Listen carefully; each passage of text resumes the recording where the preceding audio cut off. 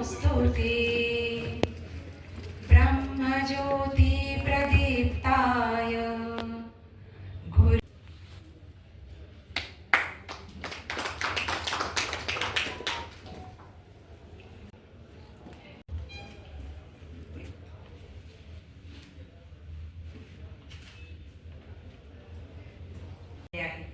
अशा प्रसन्न निलेश बोगडेंनी आपल्या भावाच्या नावाने त्यांचे दिवंगत झालेले जे त्यांचे छोटे भाऊ त्यांच्या नावाने हा कार्यक्रम आयोजित केलेला आहे.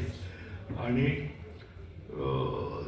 दरवर्षी गेल्या वर्षी त्यांनी आता इथं सांगितलेलं आहे की गोव्यातले एक नामवंत लेखक, कवी आणि पत्रकार त्यांना अवधूत कुडतरकर यांना गौरव देऊन त्यांचा गौरव झाला होता. याच सभागृहात झाला होता. आणि यावर्षी असंच एक व्यक्तिमत्व यांच्याबद्दल बोलणं खूप लेखक आहेत, विचारवंत आहेत असे शंभूभाऊ बांदेकर यांचा आत्ता इथं सत्कार इथं भाईंच्या हस्ते होणार आहे. तर अशा कार्यक्रमात आपण सगळेजण जर उपस्थिती थोडी जरी कमी असली तरी जे लोक मला दिसले ते सगळे विचारवंत आहेत, जाणकार आहेत. आणि आज सुट्टीचा दिवस असल्याकारणाने अनेक कार्यक्रमांचं पण आयोजन केलं जातं, त्यामुळे थोडे लोक कमी दिसतात. परंतु बोगडे हे सतत साहित्याची सेवा करीत आलेले आहेत. अनेक नव्या लेखकांना आपल्या साहित्य म्हणजे ते पत्रिका, दिवाळी अंक वगैरे प्रसिद्ध करीत असतात. त्यातून नवे लेखक घडतात. याच्यापूर्वी आम्ही ते काम करत होतो. 1974 पासून 6 वर्ष आम्ही ते काम केलं. पण आता निलेश बोगडे सर करतात आणि त्याबद्दल त्यांचं मी अभिनंदन करतो. आणि या कार्यक्रमाला IMB तर्फे शुभेच्छा देऊन मी इथं खरं तर निलेश बुगडे आणि माझं गोव्यात आल्यापासूनचं एक नातं आहे. मी आजपर्यंत जी काही डझनभर पुस्तकं लिहिली त्यातली अर्धा डझन पुस्तकं निलेशने प्रकाशित केलेली आहेत. म्हणजे ते माझे पहिले प्रकाशक आहेत. खरं तर नवीन लेखकाला प्रकाशक शोधावा लागतो, पण ते असे पहिले प्रकाशक आहेत की ते मला शोधत आले आणि त्यांनी मला प्रकाशात आणलं. त्यामुळं निलेश बुगडे हे खरं तर मला प्रकाशात आणणारे प्रकाशक म्हणून मी सदैव त्यांचा ऋणी असतो. सुप्रमाणस ग्रंथमालेच्या माध्यमातून सुरू केलेलं त्यांच्या प्रकाशनाचं आजचं स्वरूप हे साहिल प्रकाशनापर्यंत येऊन पोचलेलं आहे. आणि माझ्या माहितीप्रमाणे जवळजवळ गोव्यासारख्या छोट्याशा राज्यामध्ये जवळजवळ 200हून अधिक पुस्तकं प्रकाशित करण्याचा मान साहिल प्रकाशनने मिळवलेला आहे. गोव्यासारख्या छोट्या राज्यात ही फार मोठी कामगिरी आहे. अपरिचित लेखकांना प्रकाशात आणणं, त्या लेखकांना वाचकासमोर नेणं हे काम खरं तर खूप मोठं असतं. आजकाल तर प्रकाशक हे लेखकांनाच कामाला लावतात. लेखकांनीच या सगळ्या गोष्टी केल्या पाहिजे, प्रकाशकाला मदत केली पाहिजे इथपर्यंतच्या असताना निलेश बुगडे यांनी अतिशय सचोटीने हा व्यवहार करताना अनेक लेखक कवींना प्रकाशात आणण्याचं काम केलेलं आहे. अनेक कलाकार, अनेक टीपी ऑपरेटर्स असतील, या सगळ्यांना त्यांनी खूप चांगल्या प्रकारे मदत करून आपलं प्रकाशन नावारूपाला आणण्याची एक वेगळी कामगिरी केलेली आहे.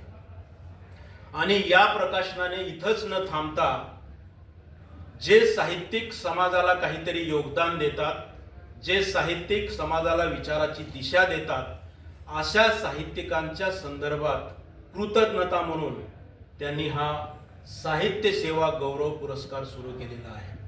त्याचं हे दुसरं वर्ष आहे. गेल्या वर्षी आमचे मित्र अवधूत कुडतरकरांना हा पुरस्कार मिळाला. त्यांची निवडही अगदी उचित असते की त्या निवडीबद्दल फारसा शंका घेता येत नाही, त्या निवडीबद्दल बोलता येत नाही, अशा प्रकारची अचूक निवड ते करतात आणि त्यातून या साहित्यिकाच्या योगदानाची आणि एकूणच त्याने गोव्याला दिलेल्या साहित्यिक या सगळ्या योगदानाची ते चांगली नोंद घेतात. ही खरोखर खूप चांगली गोष्ट आहे. साहिल प्रकाशन त्यासाठी खरोखर अभिनंदनास पात्र आहे की त्यांनी सामाजिक बांधिलकीच्या दृष्टीनं हे काम इथं चालवलेलं आहे. या पुरस्कारासाठी ज्यांची निवड झालेली आहे ते आमचे मित्र शंभूभाऊ बांदेकर. ते आज मला वाटतं 75वीत येत आहेत. माझी माहिती बरोबर असेल तर 13 ऑक्टोबर ही त्यांची जन्मतारीख आहे आणि येत्या 13 ऑक्टोबरला ते 75 पूर्ण करणार आहेत. एक 75 पूर्ण केलेले भाई त्यांच्या शेजारी आहेत. ते आज 78 असले तरी सर्वात तरुण म्हणून त्यांचा मी उल्लेख करतो. कारण काही लोक 25तच म्हातारे झालेले असतात आणि काही 75त नव्याने तरुण होतात. तुम्ही जोपर्यंत कार्यरत असता तोपर्यंत तरुण आणि निष्क्रिय असता तेव्हा 25 म्हातारे असता. तर अशा तरुणांची संख्या वाढली पाहिजे. त्या अर्थाने मला शंभूभाऊ बांदेकर हे देखील तरुण वाटतात. आज त्याचा उल्लेख झाला की त्यांनी 22 पुस्तकं लिहिली. मला वाटतं 25वं पुस्तक त्यांनी नुकतंच लिहून पूर्ण केलेलं आहे आणि 75ला आणखी एक पुस्तक प्रकाशित करून आपली 75 साजरी करण्याचा त्यांचा विचार आहे. अशी माणसं समाजामध्ये केवळ जगत नाहीत तर ती माणसं इतरांना प्रेरणा देण्याचं काम कसं करतात याची एक वर्णन करणारी एक सुंदर कविता एका कवीने लिहिलेली आहे. जरूरी नहीं कि जिनमें सांसें नहीं वही मुर्दा है, जिनमें इंसानियत नहीं वो भी तो मुर्दा है. जिसकी मस्ती जिंदा है उसकी हस्ती जिंदा है, वरना यूं समझ लो कि वो जबरदस्ती जिंदा है.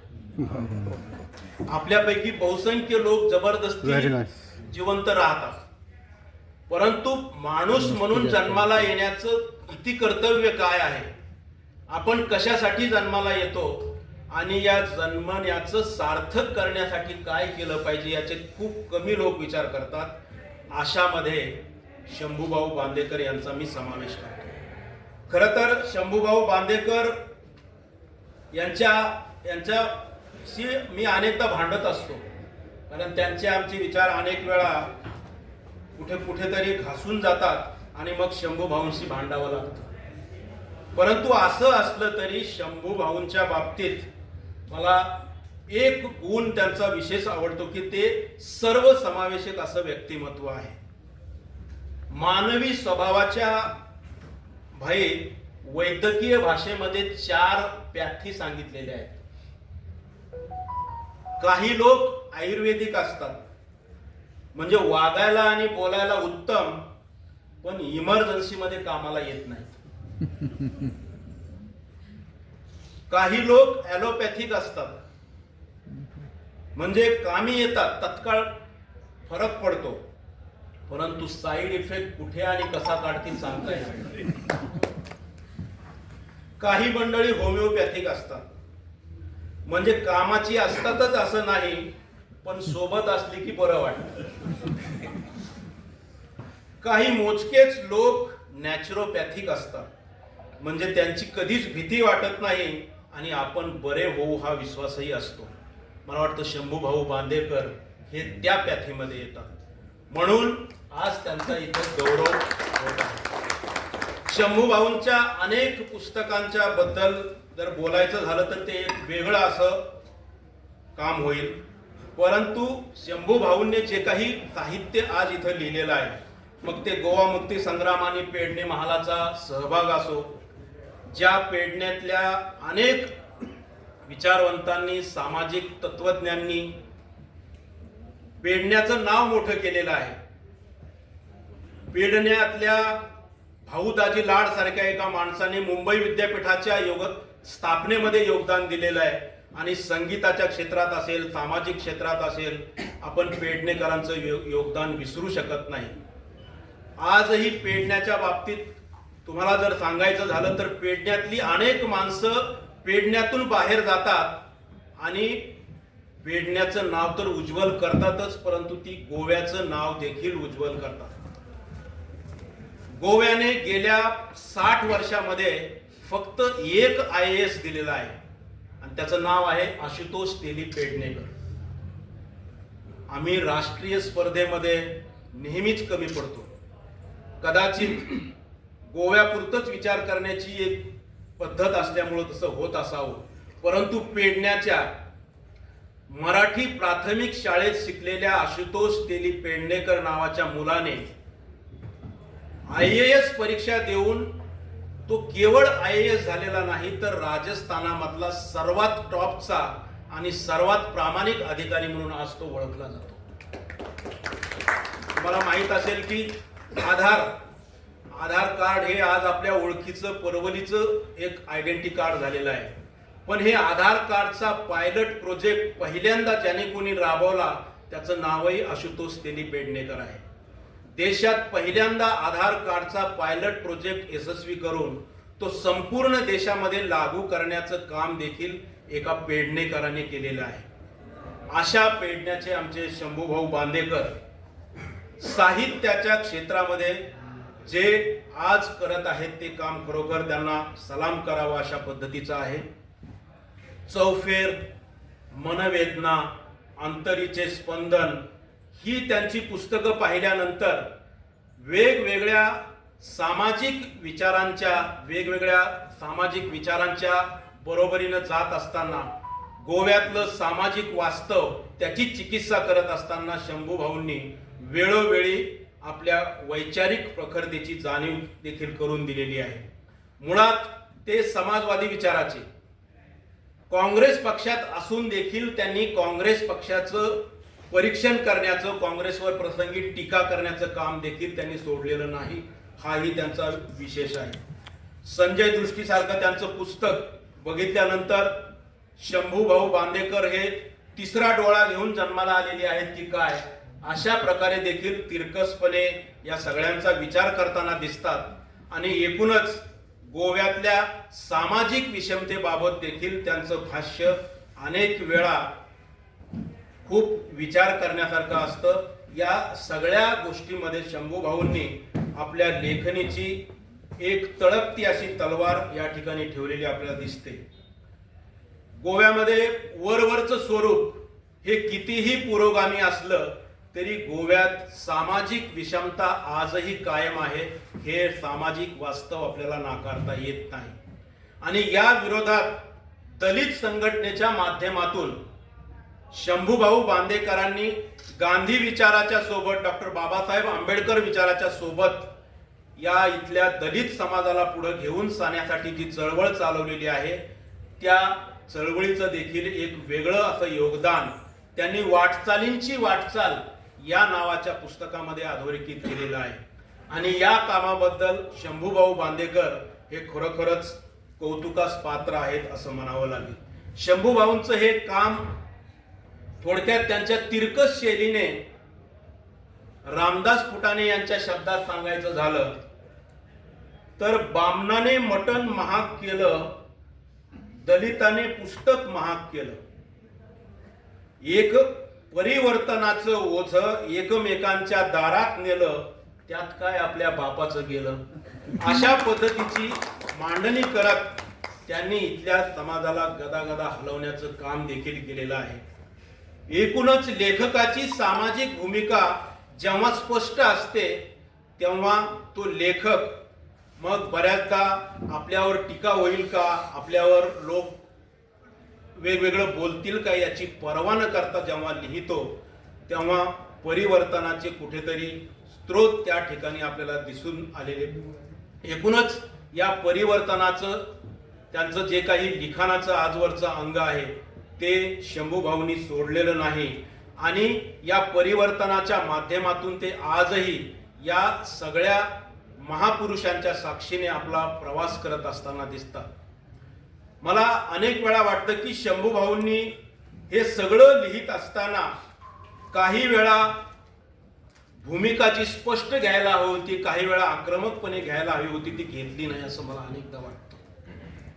गोव्यामध्ये गोमंतक मराठा समाजाचा उद्धार करणारे जे कोणी मोठे विचारवंत होऊन गेले त्यामध्ये राजाराम रंगाजी पैंगीणकर यांचं एक नाव प्रामुख्याने घेतलं जातं. त्यांनी मी कोण या नावाचं जे आत्मचरित्र लिहिलं आहे त्या आत्मचरित्राने या समाजामध्ये परिवर्तनाची ठिणगी निर्माण झाली आणि त्यातून गोमंतक मराठा समाज एका वाईट प्रथेतून बाहेर आला आणि गोव्यामध्ये एक प्रतिष्ठित समाज म्हणून जगू लागला. मला वाटतं शंभूभाऊंनी तशा प्रकारचं आत्मचरित्र लिहिण्याची आता वेळ आली आहे. 75 हे जरी तुमचं दुसरं तारुण्य असलं तरी लक्षात राहणाऱ्या गोष्टी याच वयात असतात. त्यामुळे तुम्ही अशा प्रकारचं एक नवं दलित साहित्यामध्ये वेगळी भर घालणारं आत्मचरित्र लिहावं अशी अपेक्षा मी त्यांच्याकडून नक्की करेन. गोव्यामध्ये विष्णू सूर्या वाघ सारखे विद्रोही कवी झाले.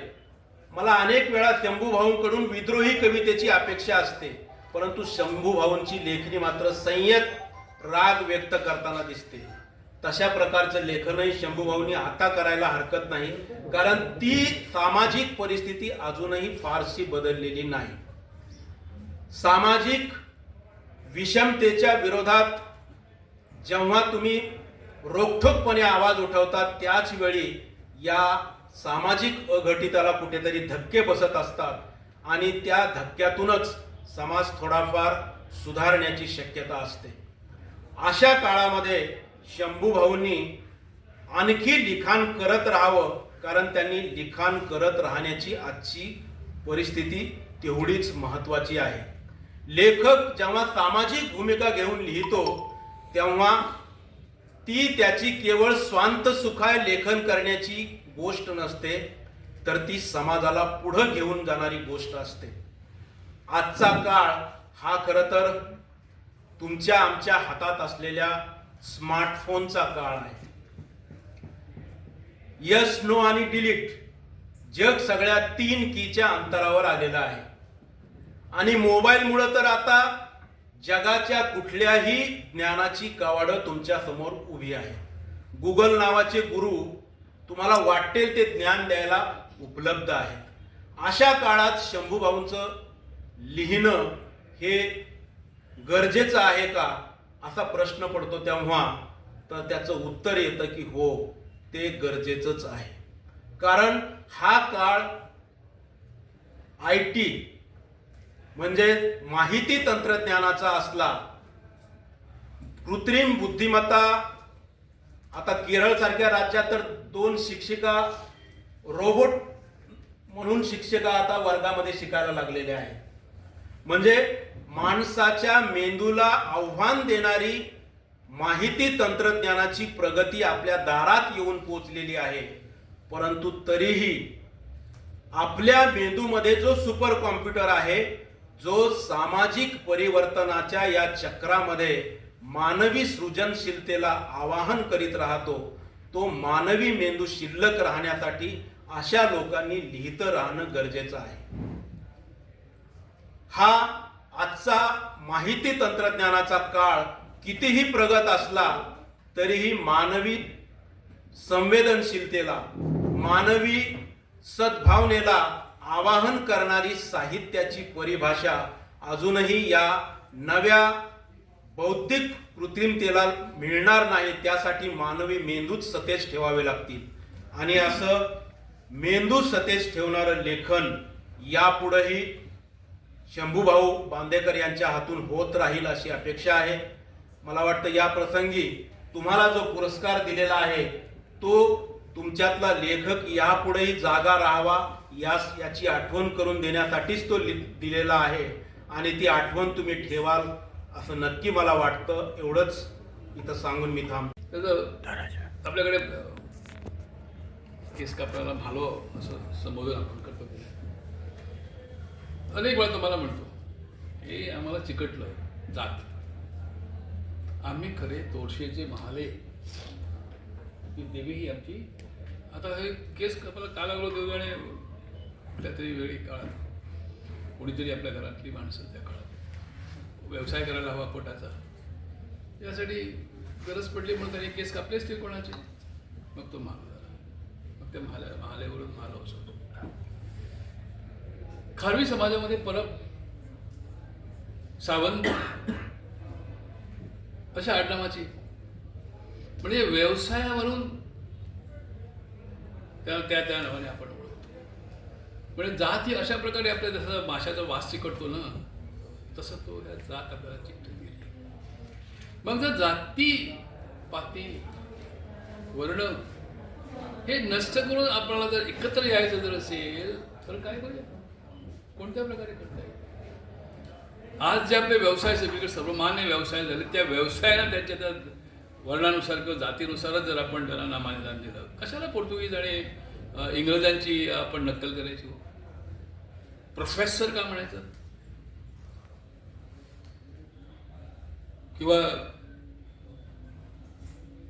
कापितान पोर्तुगीजमध्ये म्हणायचे कॅप्टन का म्हणायचं.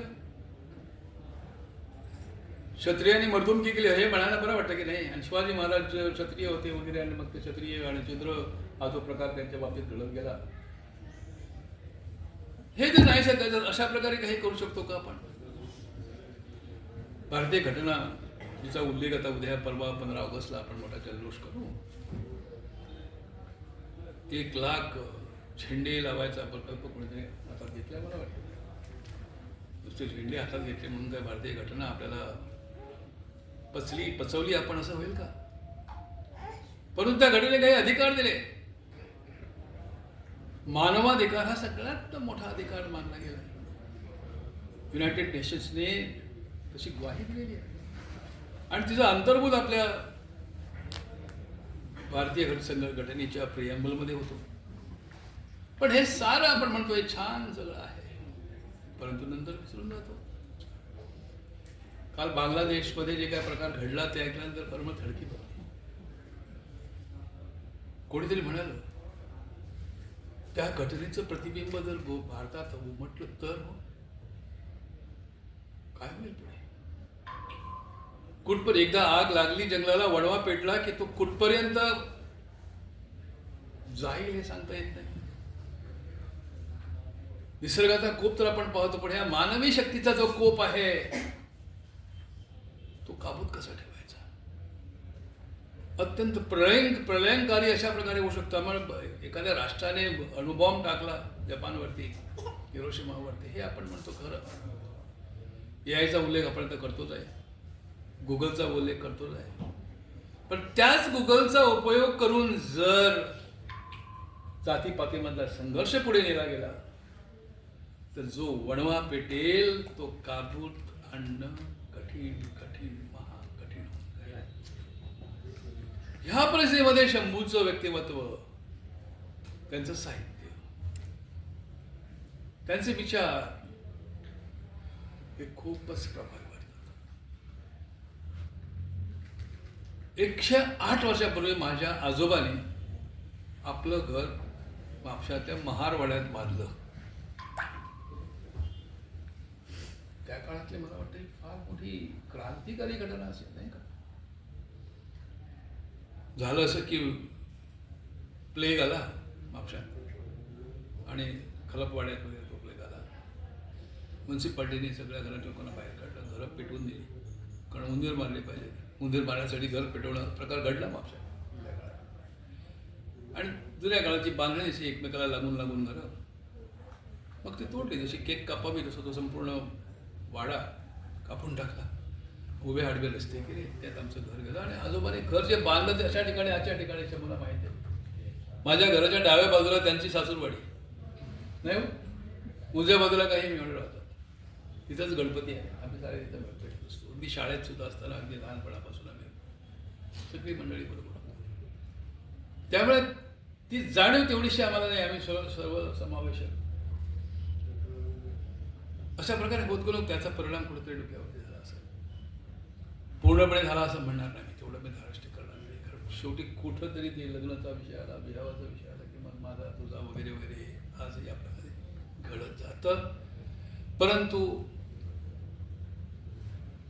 सगळे माझे ही भूमिका अगदी प्राथमिक स्तरावरती शाळेतून जर आम्ही पुढे नेली, मला ते माळगावकर, माझे सुरेश वगैरे ही सगळी मंडळी माझ्याबरोबर आम्ही मांडीला मांडी टेकून शिकलो, एकत्रच खेळलो. त्याचा फायदा आजही मला समाजामध्ये होतो आणि कधीही वाटत नाही की मी तो माझ्यापेक्षा कोण श्रेष्ठ आहे किंवा माझ्यापेक्षा कमी आहे. हे माझ्या स्वतःच्याबद्दल मोठंपणा सांगण्यासाठी नव्हे, पण ती वस्तुस्थिती आहे.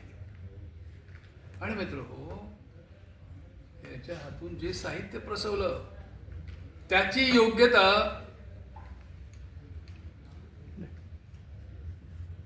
तथाकथित उच्च वर्णामध्ये जातीमध्ये जन्मलेल्या साहित्य कोणत्या मार्गाने कमी आहे दाखवाल का कोण?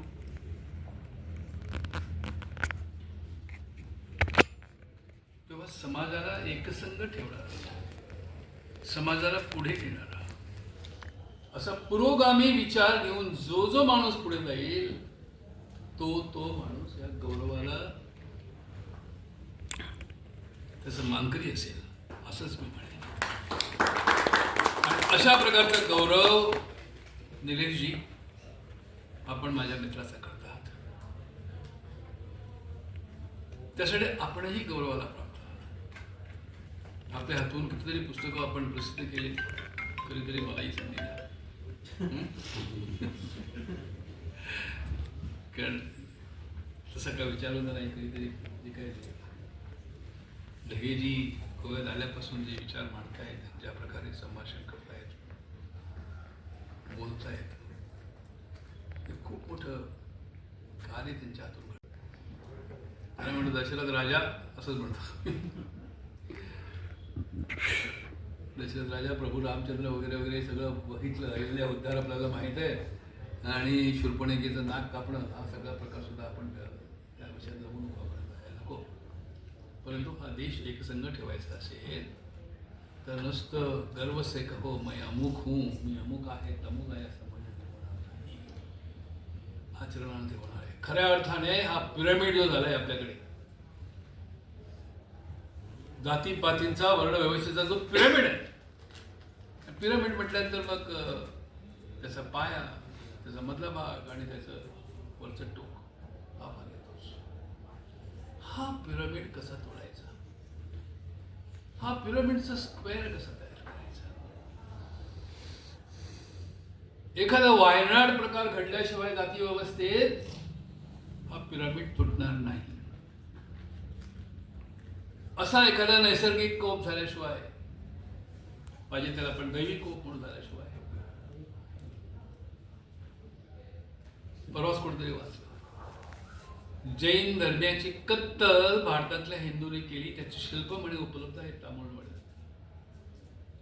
वाचल्यानंतर जरा हिंदू आणि महाराज गेला आणि त्याची शिल्प अपवासमध्ये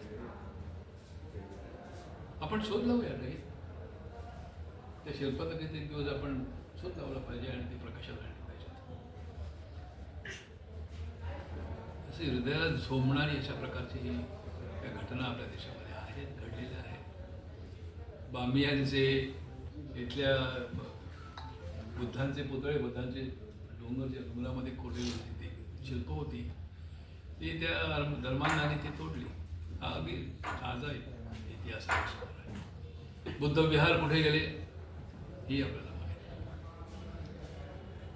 आणि आक्रमकाने ज्या गोष्टी केल्या त्या वाचल्यानंतर कधी कशी एक राग येतो आपल्याला. पण त्याचबरोबर सोमनाथ सोडलीचं मंदिर तोडण्यासाठी जे सुवर्णसंधी आज लाभली याचा खरंच खूप आनंद वाटला. साहिल प्रकाशनतर्फे गेली 2 वर्षे कैलासवासी आशिष नामदेव बुगडे यांच्या स्मरणार्थ साहित्य क्षेत्रात महत्त्वाचे योगदान देणाऱ्या ज्येष्ठ साहित्यिकांना हा सन्मान देऊन गौरवण्यात येतो. या सन्मानाचे स्वरूप रोख 10,000, मानपत्र, शाल व श्रीफळ असा असतो. गेल्या वर्षी म्हणजे पहिला सन्मान हा श्रेष्ठ साहित्यिक अवधूत कुडतरकर यांना प्राप्त झालेला. यावर्षीचा दुसरा साहित्य गौरव पुरस्कार गोमंतकाचे ज्येष्ठ साहित्यिक श्री शंभू भाऊ बांदेकर यांना जाहीर झालेला आहे. श्री शंभूभाऊ बांदेकर यांच्याबद्दल सांगावे तेवढे थोडे. त्यांनी मौलिक योगदान दिलेले आहे.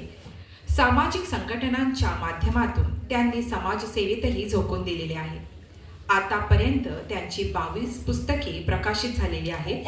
यात गोवा मुक्तीसंग्राम आणि पेडणे महालचा सहभाग, पेडणे कलाकारांचे माहेरघर, उन्नयन, आत्मशोध, दलिताची डायरी, चौफेर, सूर्या सन्मुख, मनःवेदना, हास्यलहरी, अंतरीचे स्पंदन, व्यथा कोळमुंडकारांच्या, मनसंवेदना, 2 समाजवादी स्नेही बॅरिस्टर नाथ पै, बबन डिसोजा, वाटचालीची वाटचाल, तुम्हाला हसावंच लागेल, गाथा कर्तृत्ववानांच्या, कार्यांजली मोहन रानडे, संजय दृष्टी, तेथे कर माझे जुळती, अंतर्नाद, विचारवेध अशा विविध पुस्तकांचा समावेश आहे.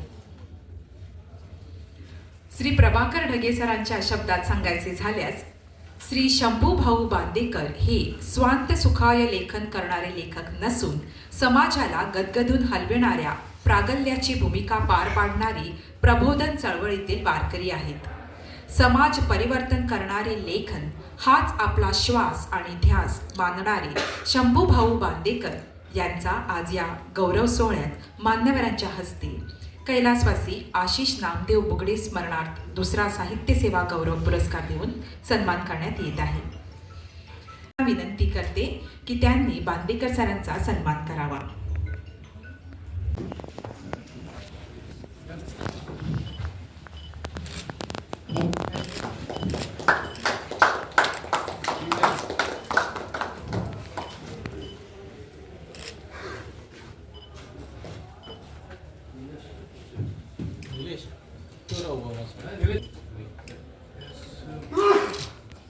भाऊ इकडे बघा.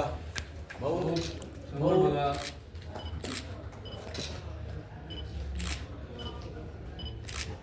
बोललो.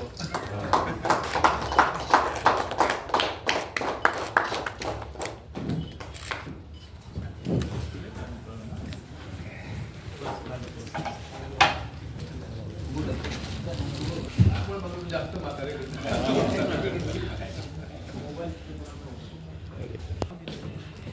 मी परमेश्वर चरणी प्रार्थना करते. मनोगत व्यक्त करण्याची विनंती करते.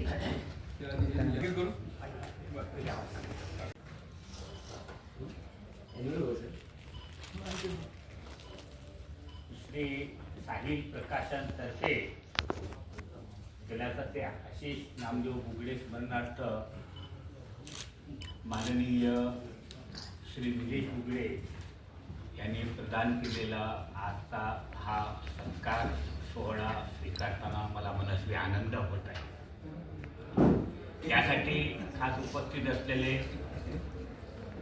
देशाचे माजी केंद्रीय मंत्री, गोव्याचे माजी उपमुख्यमंत्री आणि गोव्याचे मार्गदर्शक, समाजोन्नती संघटनेचे सल्लागार आणि माझे सन्मित्र आदरणीय भाई खलप, स्टीलिट म्युनिसिपल प्रागांचे अध्यक्ष माझे कविमित्र माननीय दशरथ परब, ज्येष्ठ पत्रकार आणि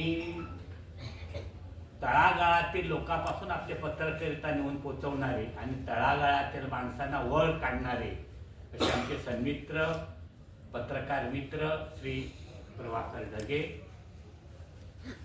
सगळा निलेश बोगडे परिवार, खास माझ्या सत्काराच्या निमित्तानं इथं उपस्थित असलेले श्री अनिल लाड, उमेश सुभाष नाईक, शीतल साळगावकर, सुनीता शहा, प्रदीप बांदेकर, कमलाकर उमरसकर, महेश मोचेपाटकर, स्मृता सरेडकर, राजेश चव्हाण, प्रमोद कारापूरकर आणि उपस्थित बंधू भगिनी. खरं म्हणजे ज्या वेळेला मला भेटायला निलेश बुगडे येतो म्हणाला, तर म्हटलं काय ते मला फोनवरच सांगले, नाही नाही ना मला तुम्हाला पर्सनली भेटायचं आहे म्हणून ते माझ्याकडे आले आणि मला म्हणाले की हो असा असा पुरस्कार आपल्या भावाचा तुम्हाला द्यायचा आहे. म्हटलं नको रे, तर प्रकृती साथ देत नाही, सगळं हे ते पुढच्या वेळेला नाही नाही नाही, यावेळेला आमच्या डोक्यात तुम्हीच आहात आणि तुम्ही तो स्वीकारला पाहिजे अशी नम्र विनंती करायला खास आपण तुमच्याकडे आलो. मग मी विशेष आढळवेढ न घेता त्या सत्काराला मान्यता असाच सत्कार पहिला अवधूत कुलकर्णींचा झाला आणि अवधूत कुलकर्णींचा सत्कार झाल्यानंतर त्या सत्काराला मी हजर होतो आणि एकंदरीत त्याची परिस्थिती बघितल्यानंतर असं वाटलं की खरं म्हणजे त्यांना हा पुरस्कार हवाच होता.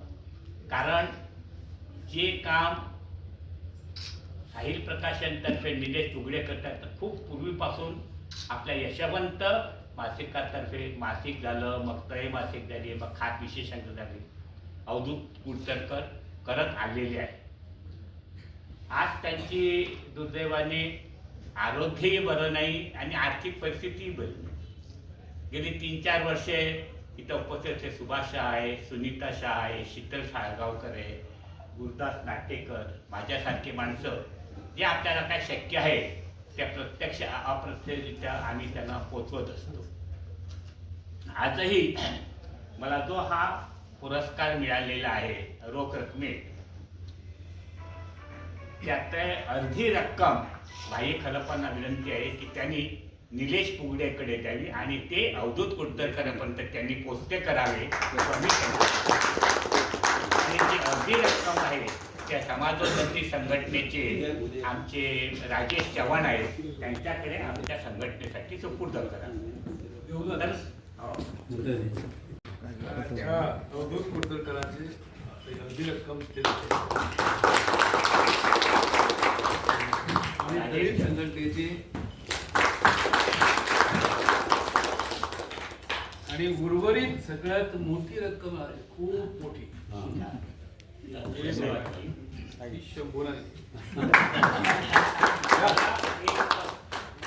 1 रुपया राहिला तर तुम्हाला माझ्यासाठी हो आज म्हणून याला घ्या तो थोडं माझ्या आणखी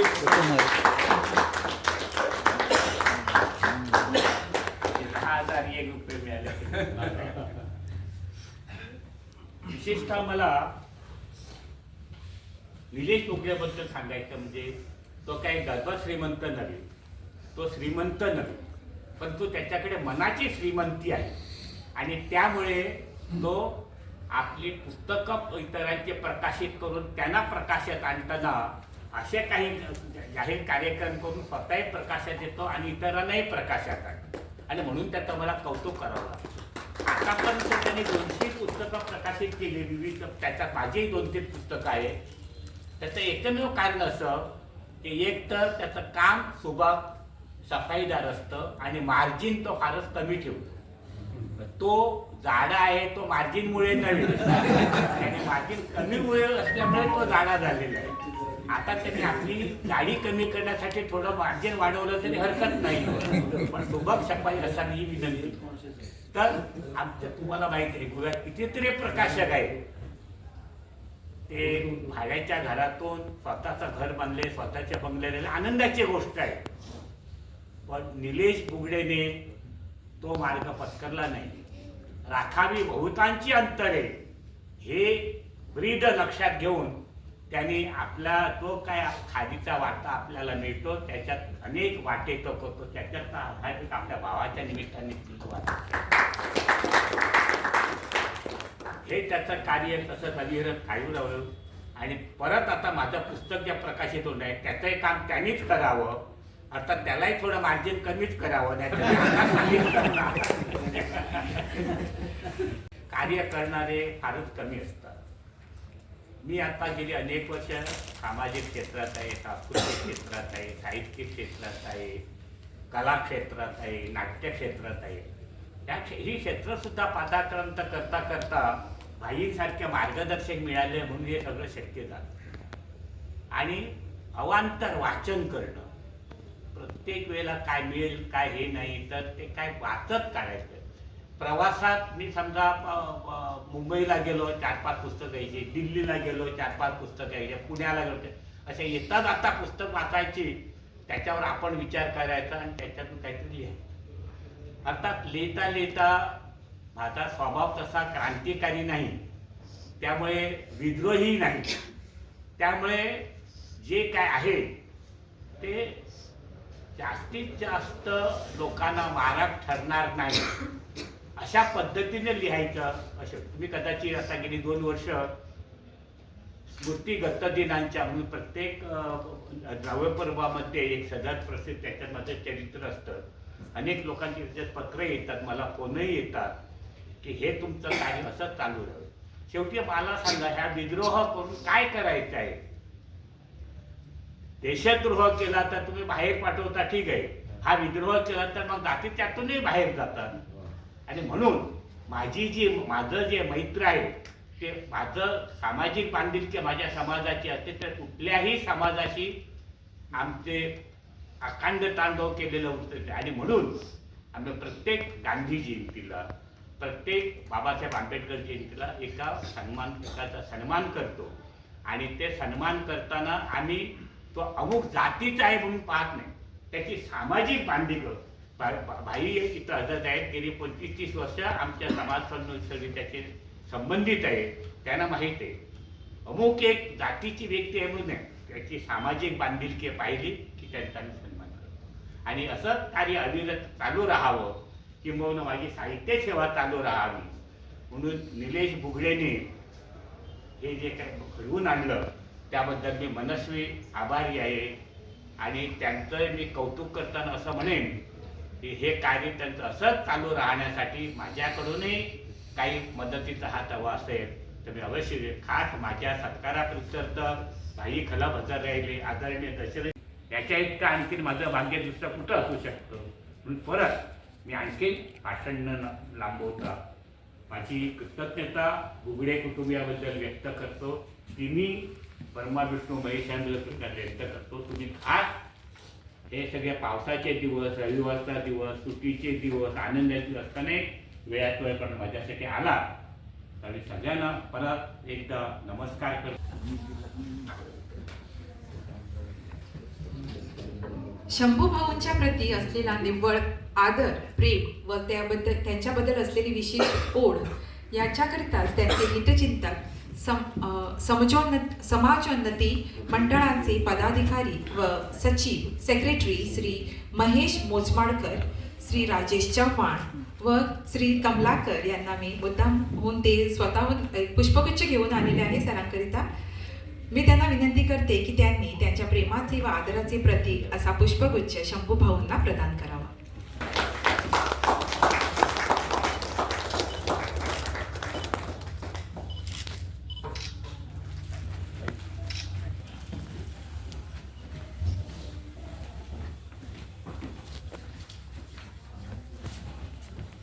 यांना विनंती करते की त्यांनी व्यासपीठावरील मान्यवरांना स्मृतिचिन्ह प्रदान करावे.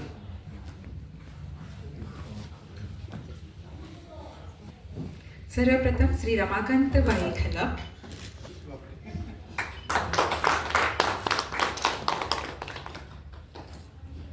श्री प्रभाकर ढगे सर,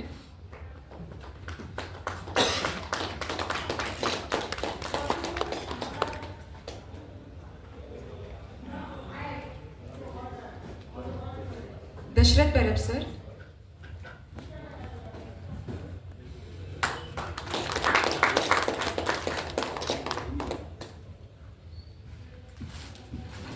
मी रमाकांत भाईंना विनंती करते की त्यांनी हे एक स्मृतिचिन्ह स्वप्नील बुगडे यांनाही प्रदान करावे.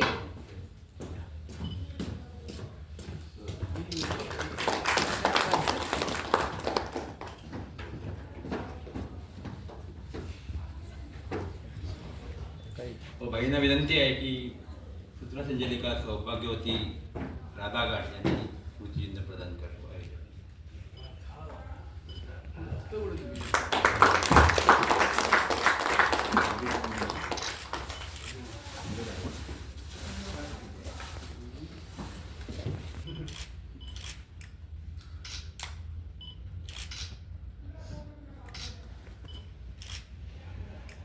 अभिजित, आज हा सुंदर असा कार्यक्रम कैलासवासी आशिष नामदेव बुगडकार आमचे भाऊ यांना आताच प्रदान केला आहे.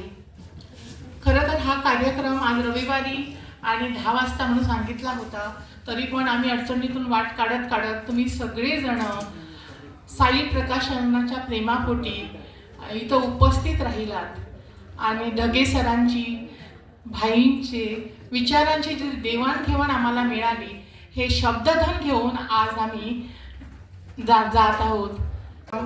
खूप चांगल्या रीतीनं इथं पार पडला आहे.